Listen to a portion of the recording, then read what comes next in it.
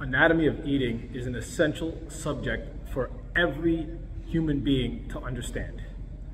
First and foremost, when you chew your food, you want to chew it as well as possible because that starts the digestion process, and the better that the food is chewed, the easier that it is going to be for your body to digest it. Secondly, only eat the size of your fist.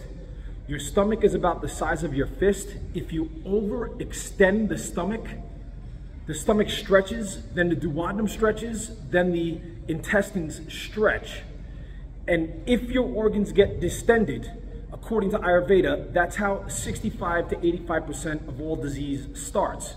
Furthermore, when the pressure comes into the stomach and the intestines and it comes out, the blood pressure and the blood that are in the heart and the brain come down into the stomach. So it's bad for the heart if you overfill the stomach because it pulls the blood out of the heart and it makes the heart work harder to pump the blood through your body.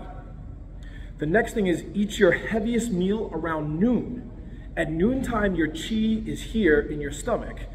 At midnight, your chi is in the upper chakras. Your body does one thing good at a time. So when you eat, your organs are digesting.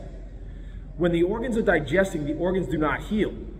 The marrow and the organs themselves usually do their healing around 12 midnight. So you want your intestines to be empty at midnight. This way your organs and your marrow can heal.